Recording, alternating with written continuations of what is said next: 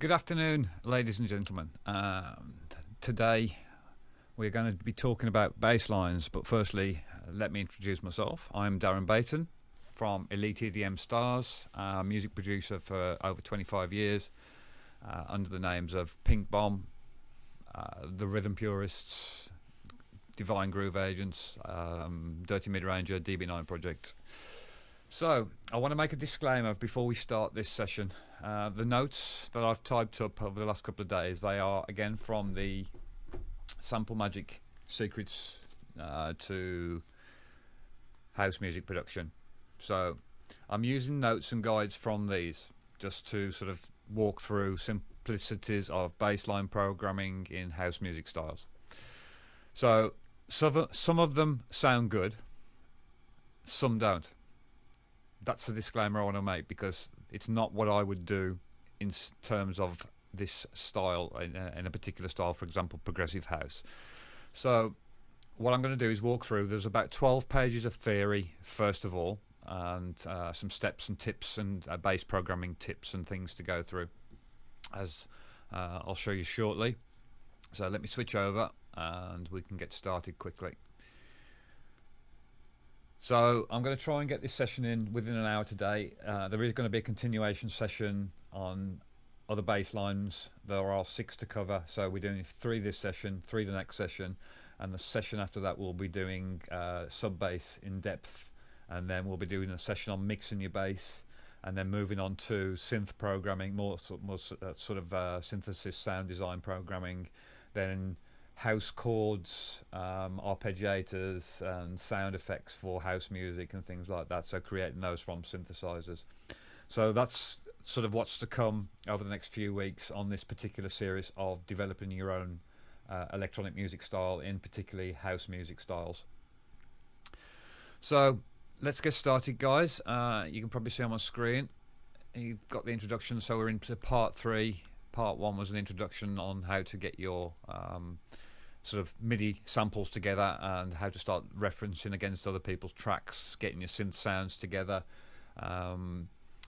reverse engineering, listening to presets and reverse engineering those, saving templates, basically building an arsenal of sounds for you to sort of get started and start your creativity very quickly. Part 2, last week we covered basic house beats, improved house beat, progressive house beat, tech house beat, electro house, minimal, funky, and jacking and fidget.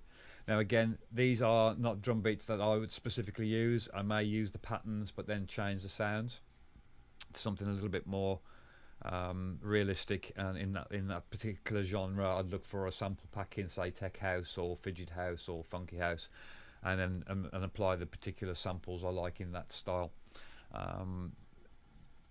I've tried to program the bass lines for these sessions today so I could create the images, and as I say, one of the bass lines sounds awful. The way that the guide has actually told me to put it together, it sounds not what I would do at all. It's kind of really bad. So let's get into the presentation. As I say, there's a lot of text to get through, a lot of theory. So let's get into this, and then we'll come into the project. So developing your own house music style, supplying low end energy, rhythmic balls, and occasionally cracking melodies, the bass can make or break a track. And again, that's by Sample Magic. I'm using their book as a reference guide to sort of deliver this content and material. So house music bassline, the basics. The most important relationship in dance music is that of the kick and drum and your bassline. Their dominance in a track have the power to make or break it. By getting this right, you have the foundations and the power to drive a dance floor into a frenzy. You'll also have the sonic foundations upon which the rest of the production is built. So the key to getting this the two to work together is closely is to pick a kick drum and a bass that complement each other in terms of sound and frequency space, so that they don't sort of impact each other. So as a general rule, use a kick drum that has a high in low mid energy, and the bass should sit low, sort of sit below it, i.e. new rave, disco or electro genres. And for example, but if your kick is laced with low end energy, for example an 808 kick drum, that boom around the 60 hertz area, then you need a bass that will weave its magic in the sort of low to mid-range areas. For those producers who do insist on fat bass and deep kick drums at the same time, employ a sidechain compressor will help the elements from fighting each other by ducking the bass volume every time the kick drum plays.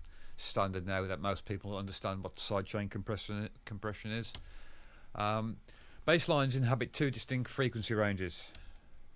So we have a regular bass extends to around 90 hertz to 300 hertz, higher for harmonic overtones, while sub bass peaks at around 90 hertz and extends as far down as 20 hertz.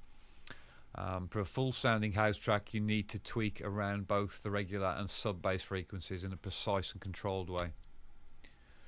So some bass frequencies are relatively new in recorded music. Acoustic instruments struggle to get anywhere near the 90 hertz range, with only the biggest church pipe organs coming close, meaning that sub frequencies are absent from most orchestral and early pop recordings. Indeed, the generation of sub bass was only made accessible to sound designers thanks to developments in electronics, with synths and more recently computers being able to create and control the below bass frequencies that their acoustic equivalents could not do. So ignoring your sub bass frequencies in dance music will leave your track sounding flat and weak, particularly on the club sound system. But the bass should never dominate the mix, and getting the balance between the sub and the regular bass frequencies right requires a good acoustically treated listening environment, hence why I've got an acoustically treated listening space here. And you also need to monitor your frequency using a plugin or a spectral analyzer, or some careful production. And obviously we'll cover bass in another session, or sub bass in another session. So the easiest way of thinking about sub bass frequencies is in terms of very low notes. These lower than low sounds are created by triggering notes in the C1 to A1 zone and a few notes either side. To fill out this zone using a synth, all you need to do is introduce an oscillator that covers this range. So you introduce one oscillator and drop it down by 1 octave. If you are using a live bass sample, you'll need to layer up a synth to bulk the sample up, or use a specific sub bass plugin to generate low sub harmonics. And most synthesizers will have a sub bass on them. Not all of them do. You can create that with a sine wave or a triangle wave. So house bassline styles. Basslines can be split into 3 broad personality types. The rhythm bassline. The simplest is the rhythm bassline, which underpins the groove with simple melodic content. It sees the bass take on a rhythmic rather than melodic role, working alongside the kick to drive the groove and anchor the beat. Oops. Let's go back into that, sorry. This kind of bass line can be programmed using just one note, which follows the key of the song. The most basic example of is an offbeat pattern where the bass plays between each kick, so it's sort of a bump, bump, bump, bump every time the kick plays on the beats in between. A favourite amongst progressive house producers.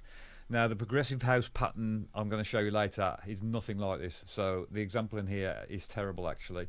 And I would show you how I would improve that, maybe with an offbeat bass line and a different sound design altogether. But we'll come across that later. As simple as it is, this kind of bass line can be devastatingly effective on the dance floor. Place the notes in the right frequency range, and the regular pulse will provide a rhythmic backbone without drawing unnecessary attention to itself.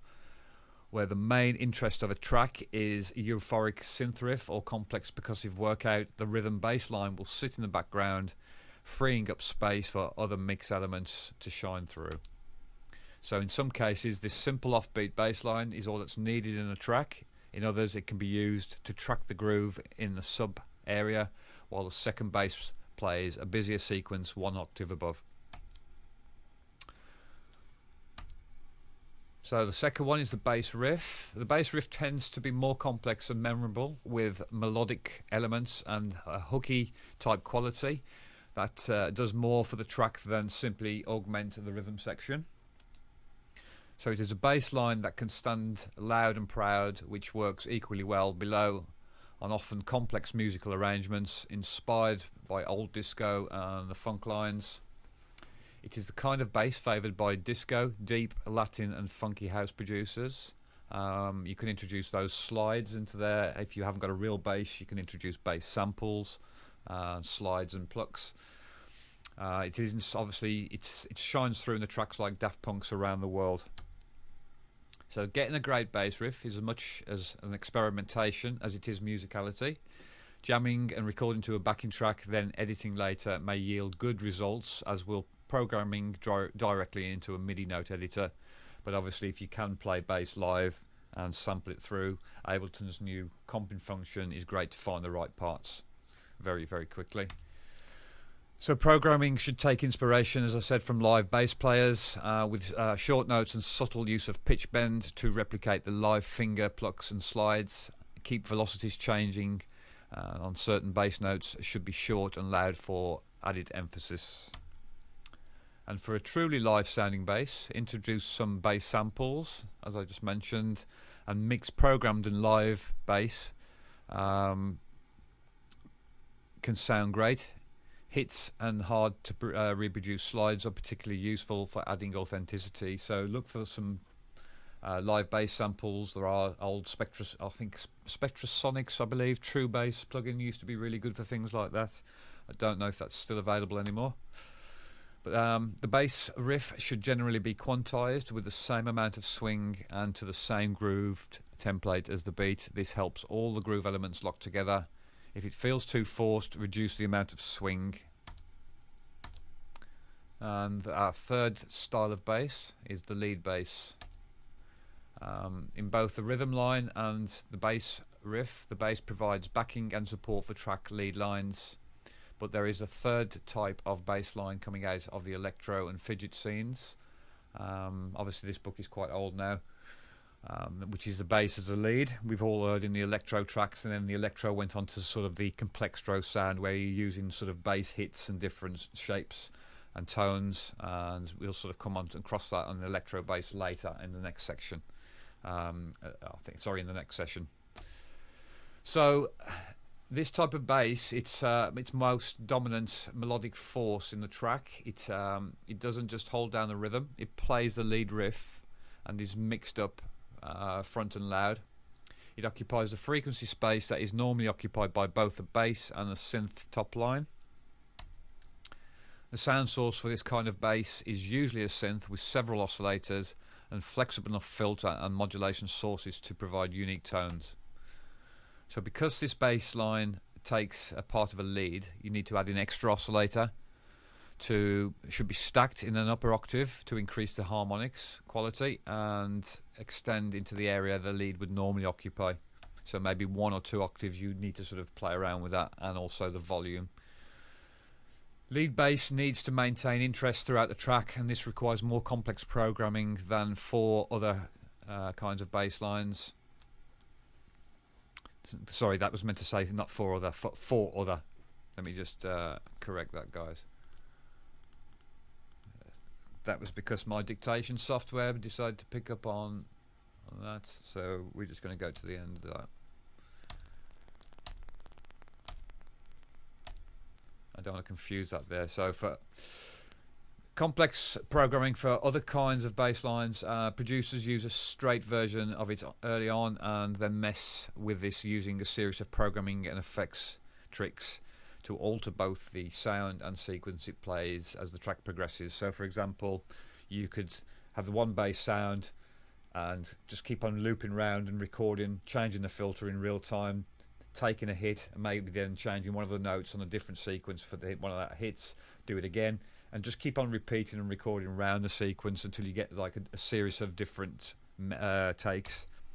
It does come out messy, but we'll explain in this in the bassline tips now. So for a funky cut and paste style fidget house bassline, program a simple raw version of the lead bass and bounce it down, then repeat and tweak the filter envelope and the LFO settings, the low frequency oscillators, while the backing track is playing. Bounce it down and tweak the tweaks to audio. So just keep bouncing them down, creating a new version. With the new looping function and comping function in Ableton, you can just keep on recording in real time and just let it loop through and just take the parts that you want. So you may just catch something that's quite unique sometimes when you just playing a certain parameter that you'll never create with automation or sort of programming the notes. So listen to the tweak version in the context of the track, and then save sections that work and use them for edits and fills. Fire up a new set of effects and do the same again until you have a collection of glitched edits that you can call upon as you continue building the track. As I mentioned, this kind of technique produces a lot of rubbish, but it occasionally unleashes real gems, and the results are often widely different to what you would get using your mouse to program fills and tweaks manually. So, bass tip number 2, electro bass lines are the prime candidate for a call and response programming. And by that I mean, so it could be a low tone and a high tone playing, so you're adding a low bass pattern and a high bass pattern, so it's a call and it's a response to that. So play the lead riff using the main bass sound, then mute it and play the riff on a second channel using either the same synth with different contrast settings to what the original sound was, or use a different synth or preset altogether. Program the riff so it switches between two sound sources at regular intervals, like every 2 beats in the bar. Okay, so we're going to move on now to the first 3 of the bass patterns. I'm going to run you through these, the steps, and then I'm going to go into the Ableton Live and show you the bass patterns afterwards. So I'll walk through the steps first, and then we'll go into Ableton Live. So for minimal bass compositions, less is often more. This applies as much to the complexity of the bass rhythm as to the harmonic quality of the synth tones. Therefore, a sine wave sub is ideal for what we need. The bass is deep and occupies only the fundamental frequency in the EQ spectrum. It sucks in the listener, and it leaves plenty of space in the mid-range area to build often busy upper mix. This bass pattern should complement the drum loop in a rhythmical way and should move together, providing a solid foundation for the track.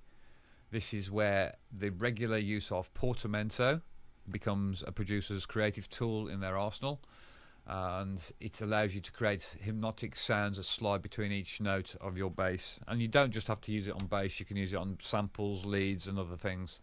So make sure your bass synth has a portamento setting and choose always on and legato. Choosing legato will give you the best slides because it helps the notes overtake from one to the other and they will pitch. So you also might need to reduce the polyphony for a pure monophonic bass line. You literally just want one tone playing, you don't want any stereo sound. To make legato slides work, you need to program your bass notes to overlap each other in the MIDI editor. Experimentation is the key to this as well. And also adjust the speed of the glide to suit your taste, and maybe automate that glide in real time as well. So the bass pattern above is a hypnotic 8th note that builds from simple offbeat in 2 ways. It adds in 4 notes on the upbeat, and secondly it moves them an octave apart. So notice that the bass note has a 3/16 in length, and each note overlaps. It's this that creates the portamento glides. So our second one, moving on, how do we create this? We start with a single oscillator, sine wave sub oscillator. Next, set the amplitude envelope, attack, decay and release to minimum, and sustain to 100%. If the sound is too clicky, then open the attack and release of the amp envelope just a little, and it just takes that click and pop away.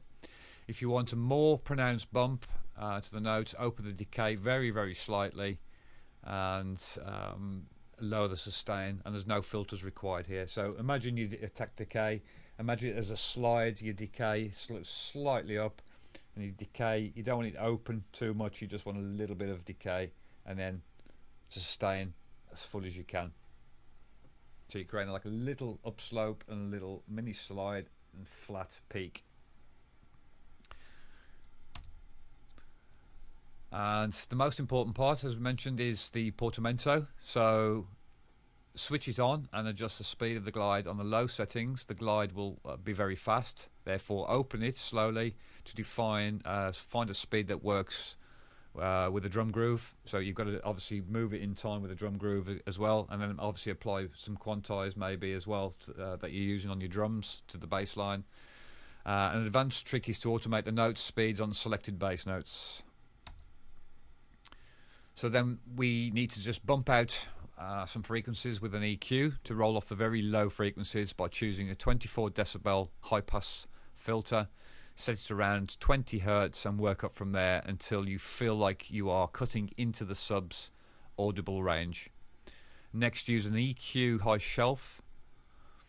A high shelf EQ with a gentle Q resonance to cut or boost the notes in the higher octave ranges, and use a narrow Q setting to tame any notes that stick out of the mix.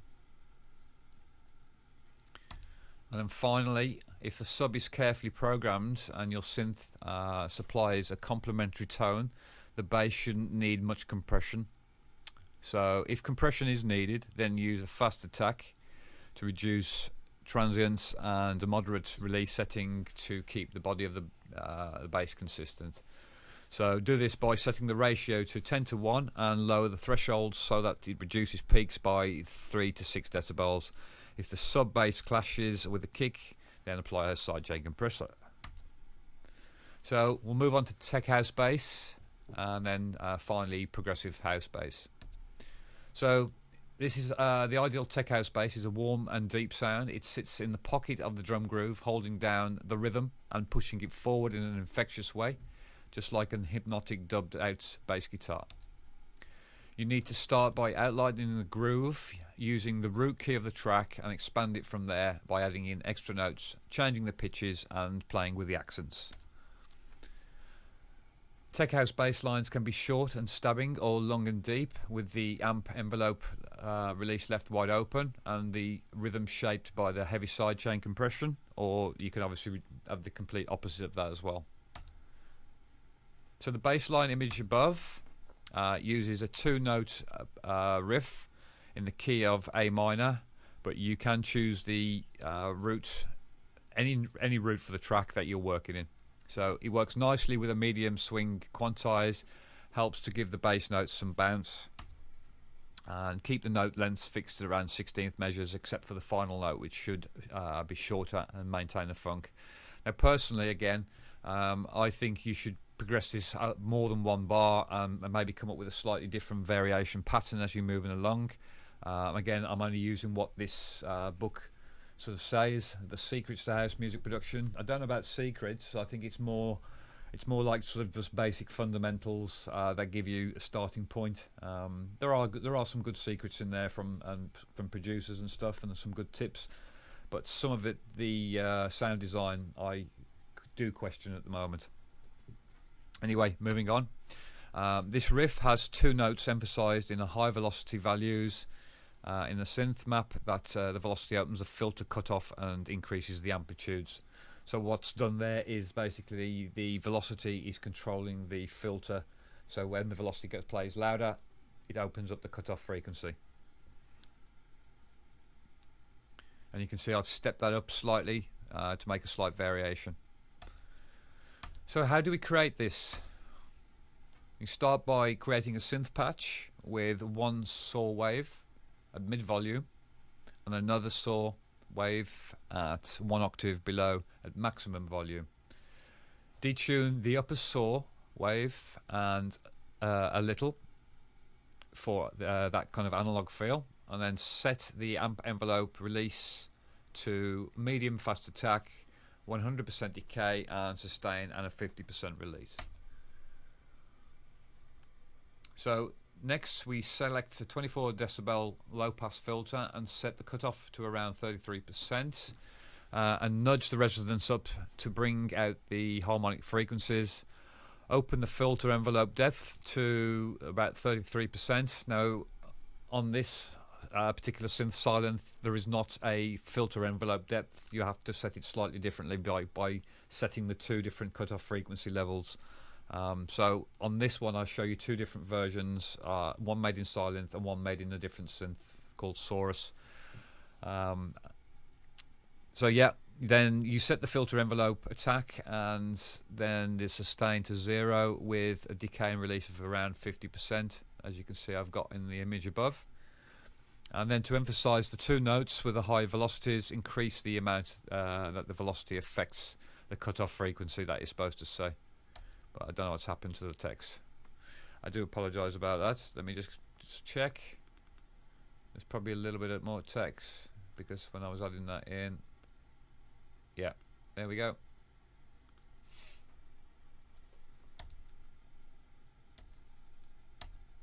Here we go.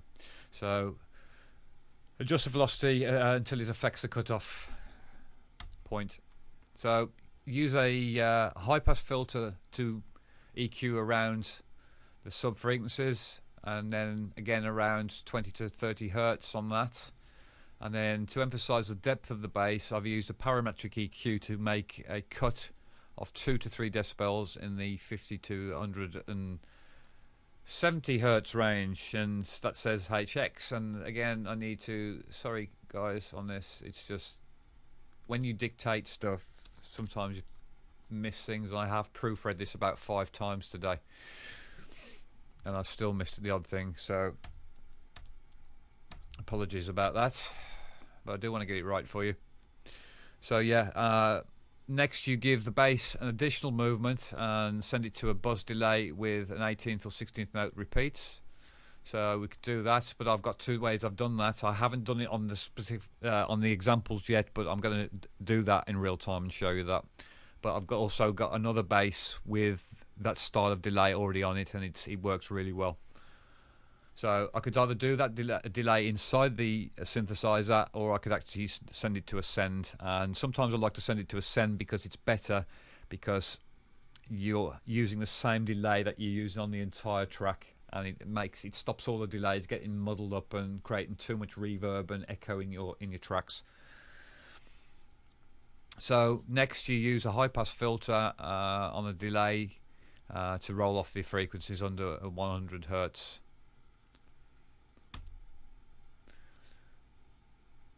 And to make the bass growl with some aggressive compression settings, use a medium fast attack to let the initial transients through and turn up the release so that it adds a bit of grit to the signal. Use a ratio of around 5:1 and lower the threshold to reduce the gain by 5 to 7 decibels. And then add in an extra compressor for a sidechain to reinforce the groove. So we're moving on finally to progressive house bass lines, and then I shall go into the Ableton Live examples. So progressive bass lines are a combination of form and function, working alongside the kick drum while following the chord progression of the lead line.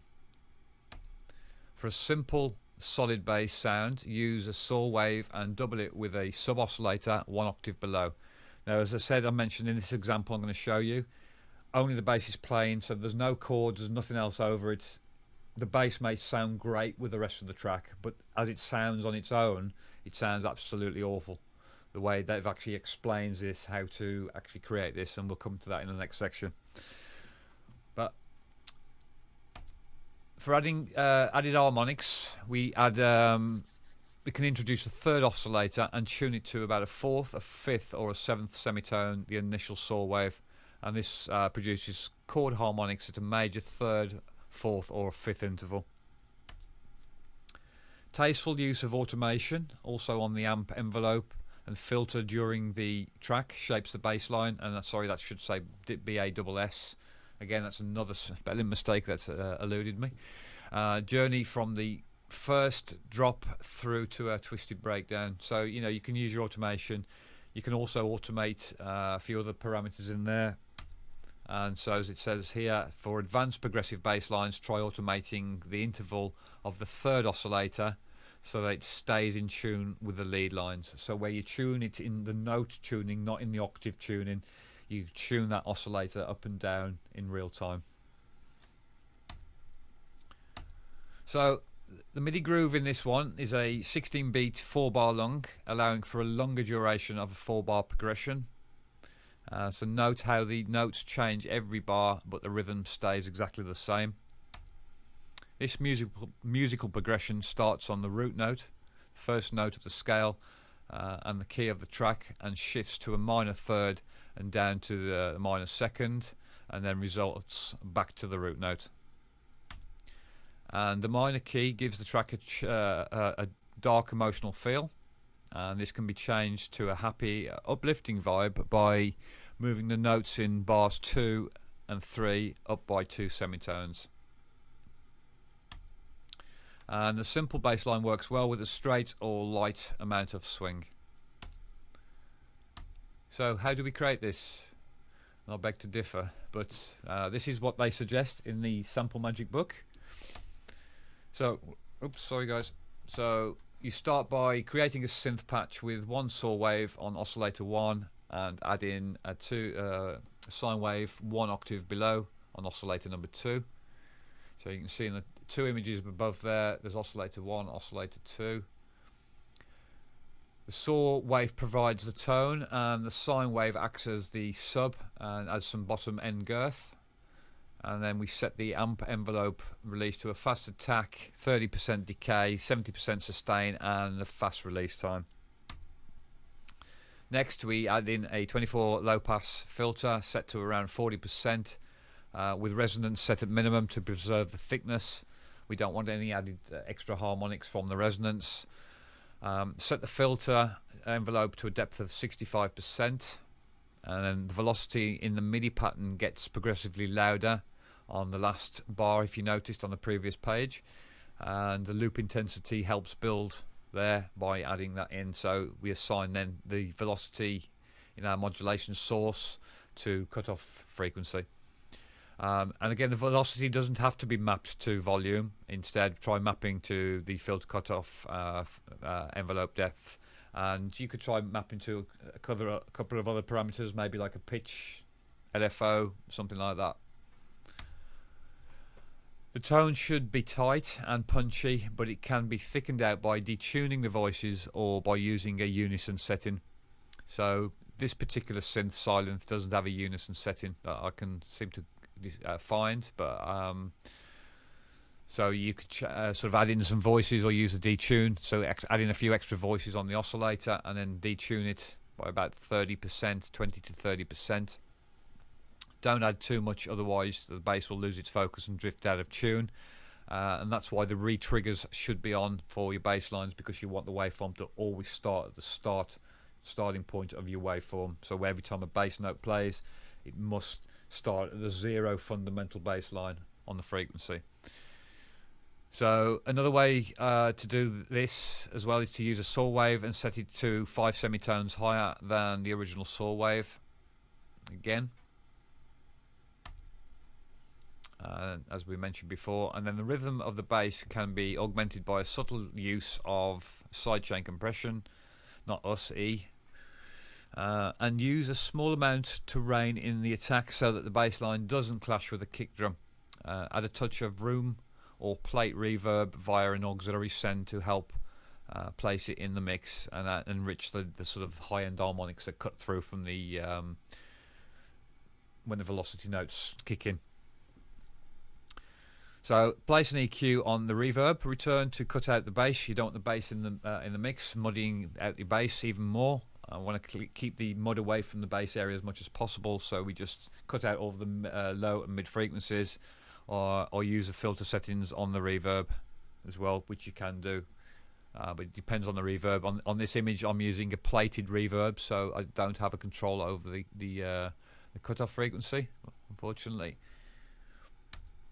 So in the next session, I'm going to be covering house, fidget and disco and funky bass lines. So that concludes the presentation. I'm going to go into the session. Say hi if anybody's around. So as again, right, I just another disclaimer. These are not my drum beats. These are not my bassline patterns and explanations. These are from the Sample Magic Secrets of House Music book. It's not how I would approach producing a particular way, but it's good to understand the fundamentals and the music theory side of these for the basics of them. So they are very basic, and I'm just going to use the drum beats that we used last week and then the bass lines. So you can see I've got the minimal bass line here with just a sub. There's my processing with the EQ, the compressor and a sidechain. Now my sidechain, I'm using a trigger rather than the kick drum, because the kick drums are inside these patterns, and rather than trying to split them all out, I just created a quick sidechain trigger. I'm using a very short kick drum, and my sidechain patterns are using sort of just half the MIDI note, so I'm not using a full, I don't want a full ducking of the sidechain. I just want a little nice short sort of peak going into the bass line. So coming back to Sylenth, I'll just show you that in full now. So just to go over this quickly again, so the sine wave here, just one voice, re-trigger on,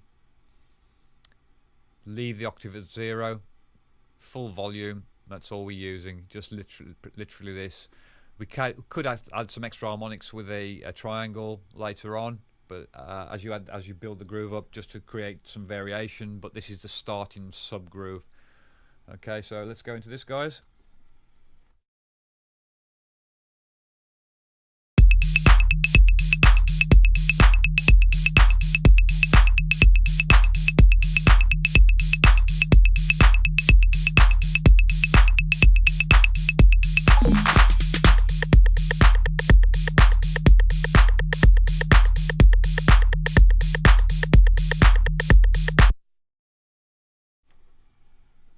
And that's pretty much it. That's the basics of the groove. The portamento is controlling round here.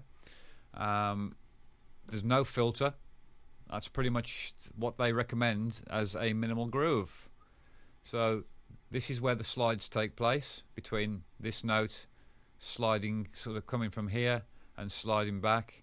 So as they play, they slide back through, and that's what creates it. So you could automate your portamento. We could come into the portamento here, and we could add it in, configure in the portamento, and then we've got a portamento to control inside our track. Or we could go inside the groove and come into obviously this here and change the portamento slides here and move it around.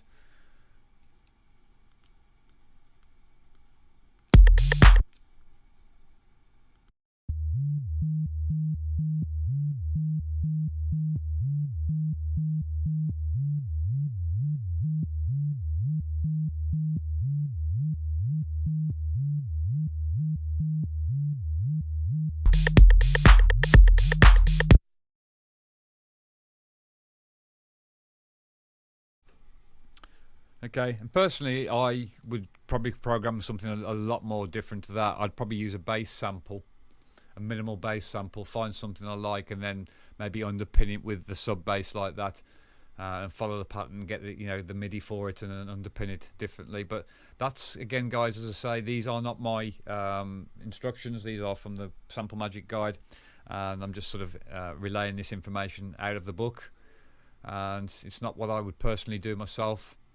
We're going to move on to the Tech House one, and then in the progressive I want to show you how bad this one is. I like the Tech House ones, and that's why I created two different variations, because we don't have a filter depth envelope on this here. Unfortunately, you have to set your oscillator, or sort of your filter depth around about here, and then this controls all of the filters, sort of A and your part B filters, depending on how you've assigned your filters coming through here. So let me play you this Tech House one. I do like this one, and I'll show you the difference. Now what I do, and again I'm just going to go back to this minimal, just to make sure there's no modulation. No, there's no modulation on this at all. Now this one, because I hadn't got a filter envelope depth, I wanted to add something a little bit more to it as well. I actually added in some modulation, but I'm going to turn that off firstly, and then I'll show you what that does afterwards.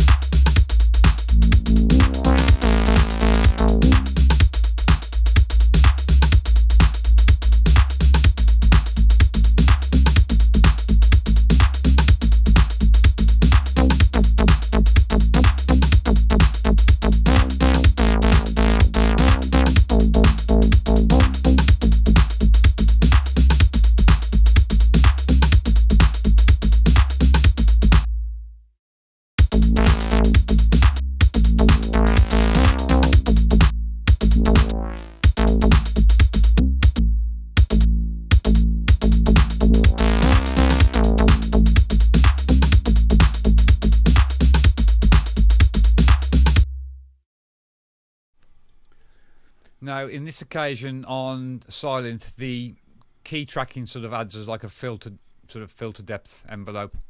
Kind of what key tracking does. It's imagine that if your higher notes are playing and then they come down to the low notes, and as the filter comes down, any high frequencies, any notes will sort of either suddenly dub out of the mix or still be left in the mix until the filter is completely closed. So the key tracking, it kind of just key tracks those keys and from the higher frequencies, the higher harmonics. And I'll just demonstrate that through. But you can set your filter depth here, set your key tracking here. We could add some warmth into the filter.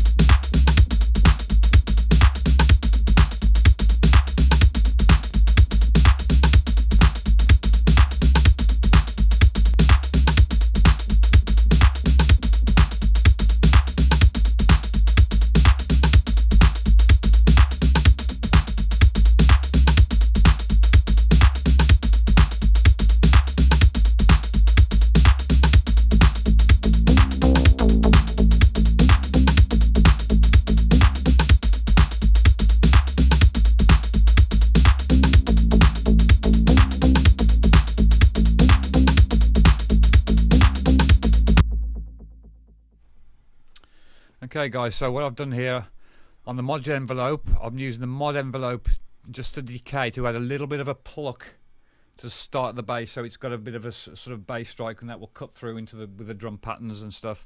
And then also I'm modulating the cut-off notes here, so these notes as they get louder are being modulated on here in the velocity.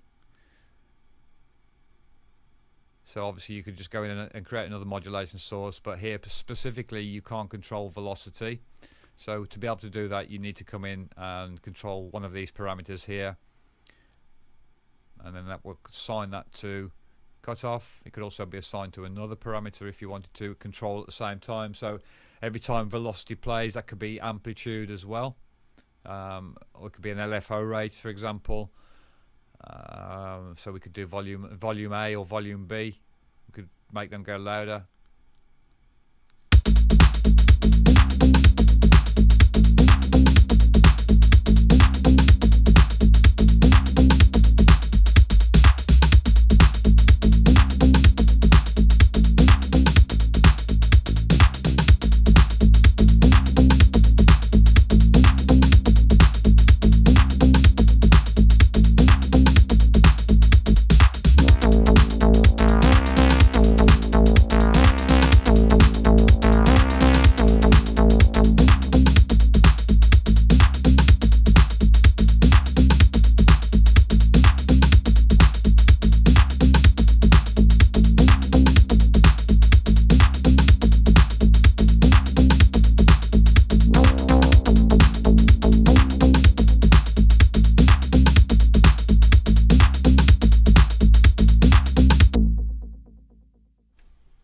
Okay, so you get the idea, guys.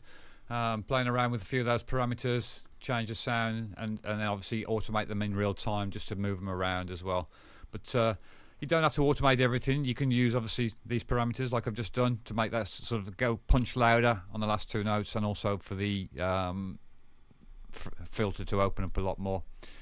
So yeah, and the next one, I've got this bass line here, and I've used Saurus for this. And the reason I've done that, because this has got a different setup, and it is a little bit buggy, you know, for me at the moment. It's when I'm changing the oscillators, these are not moving across. I can't see which one it's settling on properly. What I've done is initialize the patch and started with a blank patch to go in. And obviously we've got the same, we've got the glide function here, we've got our filter, but we've also got a filter envelope depth here. And we've got our key tracking. This is the same as on, I've just showed you on the key tracking, but here we actually have a filter envelope depth. And modulation is done slightly different on this. So I'll play this one. I really do like this actual sound as well.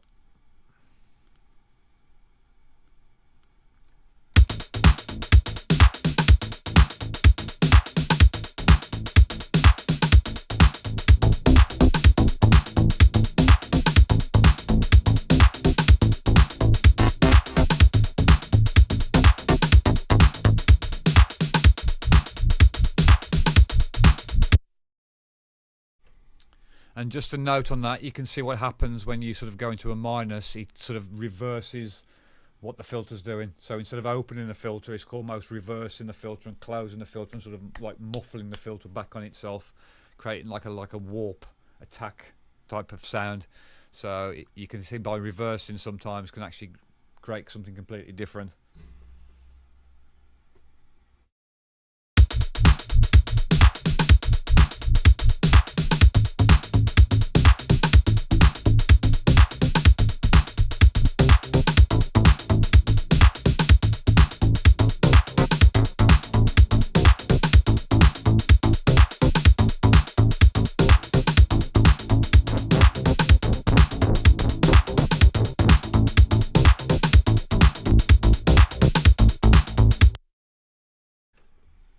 And you can, oh, sorry about that, it's got the volume up. You can see what I've done. I've got a bit of chorus to fatten it out in the mix. I have got the unison on as well, ×2 or ×4, and we turn those off and I'll go back. So I'm going to strip this back, I'm going to take the delay off, I'm going to strip it back to what it originally sounds like, with filter open, and then I'm just going to start adding the effects and the chorus in. So I've added a unison, I've added a bit of chorus again to create a blittle more stereo width to the bass, but also still keeping that subtone so it's not going out too far because you don't want it to go out of tune.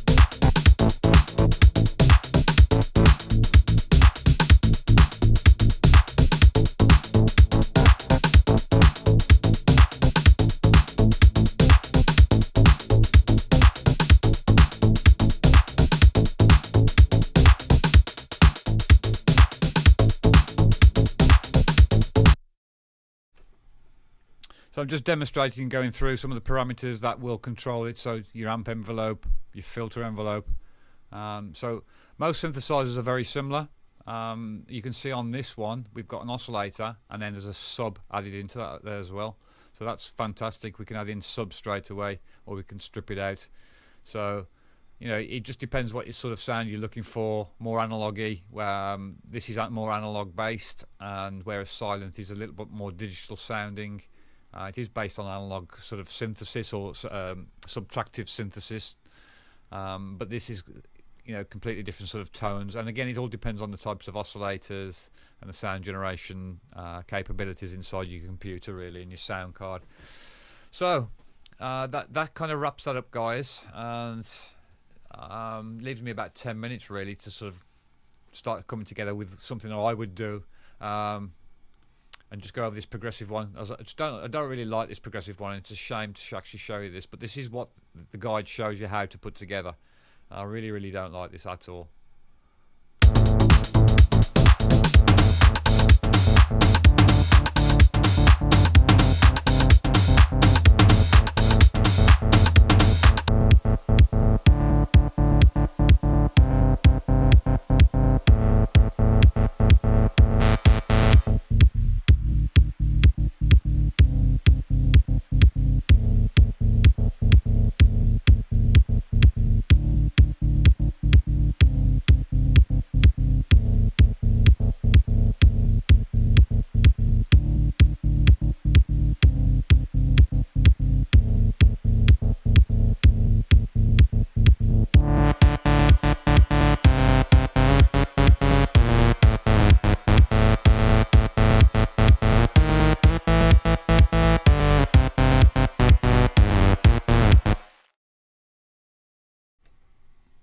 Okay, so what I was showing you there is that what I mentioned in the previous notes about sort of automating these sections. So you'd have to go into your synth and go into here and start to try and automate these sections down. You should be able to, there you go, look, you can automate that. So we're on a fifth, and then as we get to these sections here, change them up so it plays.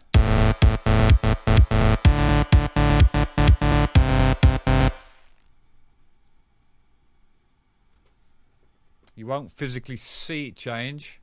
You'll have to just play by ear and automate these up until you get them to tune in right with the pattern. So that one may need to sort of come down another section there. So say about there something. This is just pure visual, and then again obviously I'd listen to it and get in tune and get it right. So I just don't know how much this of an interval is moving this in terms of note. It's the note, look there, oscillator B. So just make sure right oscillator, oscillator part B, and then tune it through. As I say, I don't specifically like this style of bass line, the way it's done. I'd probably go off a more of an offbeat and not so many fast notes in the terms of the pattern. I'd probably change my patterns to be something a little bit more like that. Let's have a listen.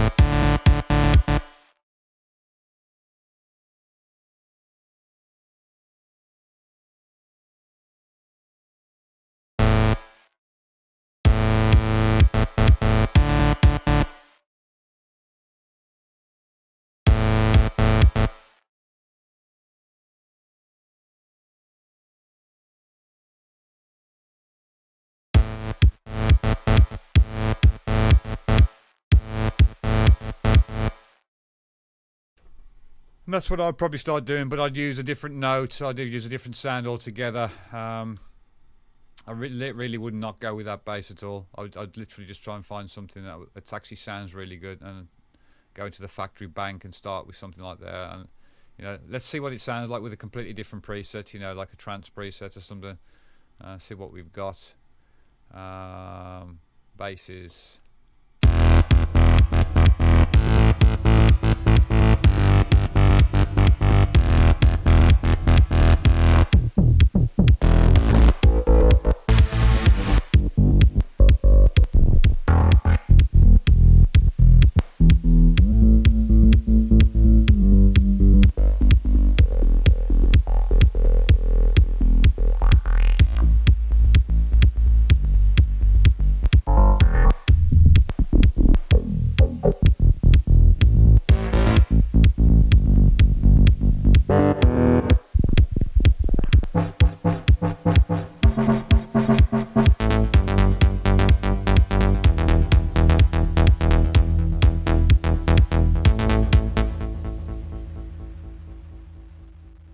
Now that's better, you can see. Now we can go back to that sort of that note shuffle.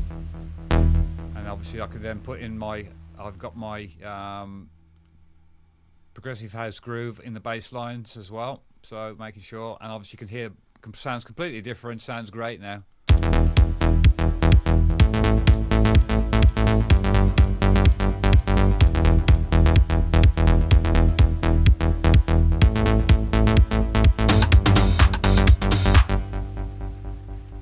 That beat is still something to be questioned about again. Again, I wouldn't use anything like this. I would pretty much go like this. And this is how, just to finish off, guys, for the last 5 minutes, this is how I would go into and start putting this bass line together if I was going to do this, or maybe this tech one.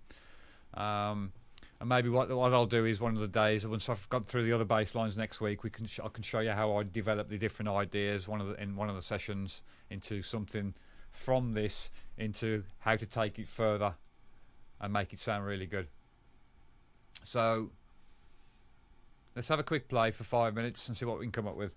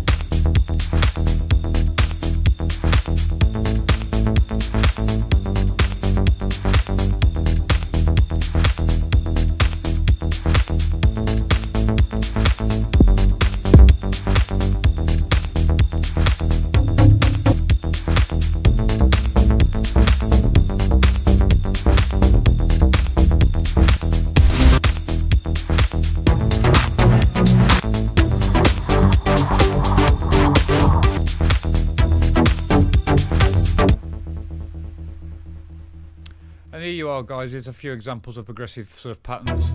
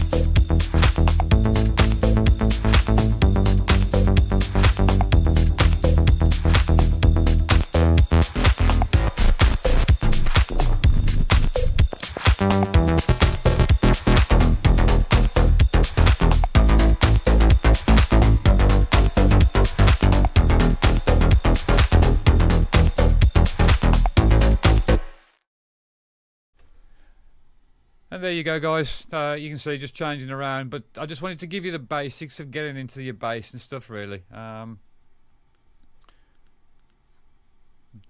go over the sort of, again, the mixing.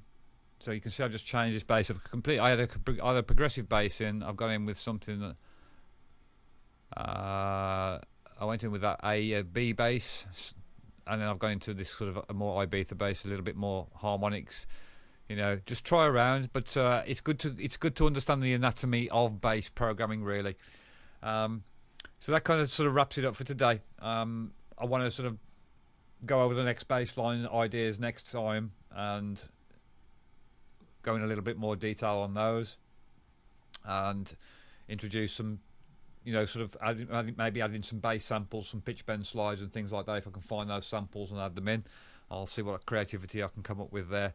But again, guys, this is such a deep subject. You know, we're looking at a lot of content, so I want to try and break it down into small 1 hour chunks for you, really. So if this has helped, please smash that like button and hit subscribe, and we'll see you on the next one. Take care. Have a great evening.